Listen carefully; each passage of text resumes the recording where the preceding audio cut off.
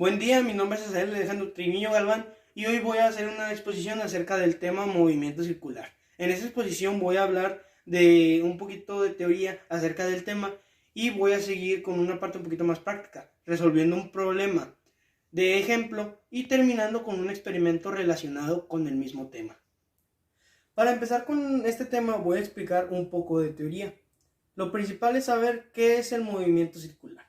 El movimiento circular es básicamente el movimiento que realiza cualquier objeto circular, en el cual se toma como base el centro de ese mismo círculo y se realiza el movimiento tomando como trayectoria la circunferencia del mismo círculo. Esta característica permite a este movimiento ser uno de los pocos únicos que no afectan la posición del objeto, sino que más bien afectan la orientación del objeto. Este tipo de movimiento también es conocido como rotación. Es un nombre un poquito más corto para poder referirnos a él de una mejor manera. La cantidad de movimiento circular se mide por una unidad llamada desplazamiento angular, la cual tiene tres unidades diferentes, las cuales son radian, grado y revolución. De estas tres, la revolución suele ser la unidad más popular, ya que es la que más valor tiene, siendo igualada una sola revolución a 6.28 radianes aproximadamente, ya que es un número redondeado, y la misma revolución siendo igualada a 360 grados. Esto nos permite saber que una revolución es igual a una vuelta completa, básicamente. La velocidad angular se utiliza para medir el desplazamiento angular realizado por un objeto en una cierta unidad de tiempo, siendo las unidades más comunes el radian por segundo y la revolución por segundo, aunque también existe la revolución por minuto y la revolución por hora, aunque la revolución por hora es casi muy poco usada. Y otra unidad que se utiliza en este tipo de tema es la aceleración angular, la cual es la variación de velocidad angular con respecto a un tiempo. En este caso, siendo los mismos valores el radian por segundo al cuadrado y la revolución por segundo al cuadrado. Y en este, al igual que en la velocidad, se puede utilizar la revolución por minuto y la revolución por hora al cuadrado, siendo estos más poco comunes. Para terminar voy a dar unos ejemplos, para terminar con esta parte de la teoría voy a dar unos ejemplos, los cuales son los más comunes de los movimientos circulares, los cuales pueden ser las manecillas de un reloj, la propia rotación de la Tierra, cualquier tipo de rueda, rueda de un juguete, rueda de un vehículo, rueda de una bicicleta o rueda de un patín. Y la base del microondas en la cual se ponen todos los platos que se quieran calentar. Todos esos objetos realizan algún tipo de movimiento circular con diferente velocidad y aceleración, obviamente. Las fórmulas utilizadas en la resolución de problemas del movimiento circular son varias, las cuales están compuestas por distintas incógnitas, las cuales tenemos su listado aquí mismo. La primera incógnita es WF, la cual es asociada a la velocidad angular final, y WI, las cuales asociada a la velocidad angular inicial. Ambas incógnitas pueden ser representadas por la unidad de radianes por segundo o revoluciones por minuto. Y como dijimos anteriormente, también pueden ser representadas por revoluciones por segundo o revoluciones por hora. Igualmente con los radianes. La siguiente incógnita que tenemos aquí es el tiempo. Es la T. La T, que representa el tiempo, el cual puede ser medido en segundos, minutos o horas. El siguiente valor que tenemos aquí es esta especie de cero partido, el cual representa el desplazamiento angular. Incógnita, la cual ya hablamos de ella hace una diapositiva atrás, la cual se mide mediante grados, radianes y revoluciones.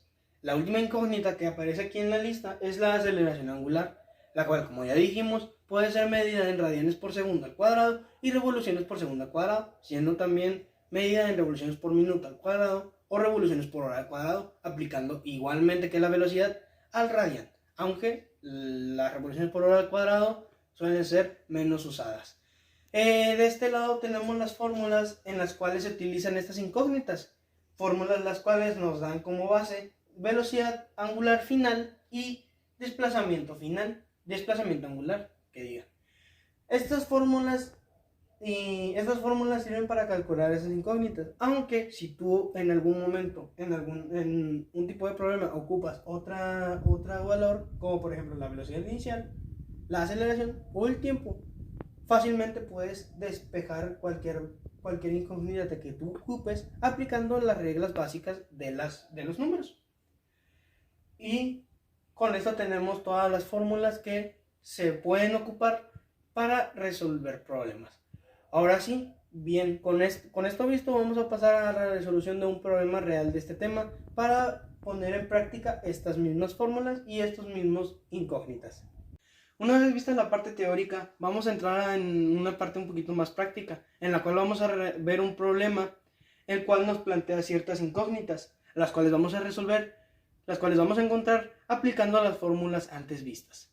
El problema dice así: una rueda empieza a girar con una velocidad de 90 RPM hasta alcanzar una velocidad de 300 RPM en 10 segundos. Calcula su aceleración angular en revoluciones por segundo al cuadrado y su desplazamiento angular en revoluciones. Para resolver este problema primero tenemos que ver qué datos nos está ofreciendo. El problema empieza diciendo que una rueda empieza a girar con una velocidad de 90 revoluciones por minuto, valor que podemos atribuirle a la velocidad inicial. Después el problema nos dice que la rueda llega a alcanzar una velocidad de 300 revoluciones por minuto, valor el cual podemos adjuntarle a la velocidad final. Y al final de todo dice que este pequeño cambio de velocidades lo realiza en un lapso de 10 segundos, valor que le vamos a atribuir al tiempo. Ahora bien, para seguir con la resolución de este problema tenemos que identificar cuáles son las incógnitas que nos están dando, las cuales son la aceleración angular, está expresada en revoluciones por segundo al cuadrado, y su desplazamiento angular, esto expresado en revoluciones.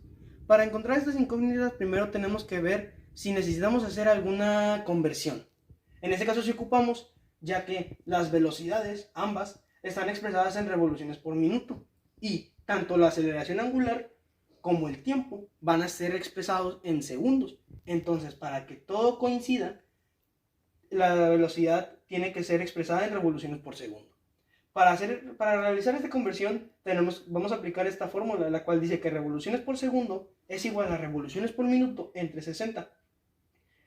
Desarrollando esta fórmula en la velocidad inicial, tenemos que la velocidad inicial en revoluciones por segundo es igual a 90 entre 60, dando un resultado de 1.5 revoluciones por segundo. Hacemos lo mismo con la velocidad final y nos da como resultado 5 revoluciones por segundo, dividiendo 300, que es su velocidad en revoluciones por minuto, entre 60. Y aquí está, da 5 revoluciones por segundo. Ahora, una vez teniendo todos los valores coincidan con las unidades de tiempo, tenemos que ver qué fórmulas nos dejan calcular las incógnitas a partir de los datos que ya tenemos. En el caso del desplazamiento angular, que es esta especie de cero cruzado, tenemos que el desplazamiento angular es igual a velocidad inicial más velocidad final entre 2, todo esto por tiempo. Estos tres valores son valores que acá tenemos, entonces esta fórmula sí nos sirve para poder calcular desplazamiento angular.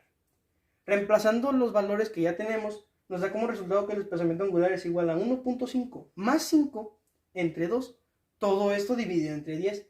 Desarrollando primero la suma nos da como resultado que el desplazamiento angular es igual a 6.5 entre 2, obviamente todo por 10. Y desarrollando la división nos da desplazamiento angular igual a 3.25 por 10, para darnos como un resultado final que el desplazamiento angular, que es la primera incógnita, es igual a 32.5 revoluciones, cumpliendo con las especificaciones que nos decían que querían el desplazamiento angular en revoluciones. Entonces esta incógnita ya está resuelta. Para resolver la segunda incógnita tenemos que aplicar lo mismo que aplicamos con la primera, que es buscar una fórmula que tenga los valores que nosotros tenemos a disposición. En este caso es esta fórmula que nos dice que aceleración angular es igual a velocidad final menos velocidad inicial entre tiempo, valores que igualmente ya tenemos. Reemplazando todos estos valores nos dice que aceleración angular es igual a 5 menos 1.5 entre 10. Desarrollando la resta nos da como resultado que aceleración angular es igual a 3.5 entre 10, para terminar dándonos un resultado de 0.35 revoluciones entre segundo al cuadrado. para la aceleración angular, cumpliendo con las especificaciones que nos decían que aceleración angular se tenía que expresar en revoluciones por segundo al cuadrado. Para continuar con el tema, voy a hacer un experimento en el cual voy a lanzar un rollo de papel por el piso para determinar cuánto tiempo tarda en dar ciertas revoluciones. Para contar las revoluciones voy a usar esta rayita, la cual le hice al rollo, y un cronómetro para determinar el tiempo total.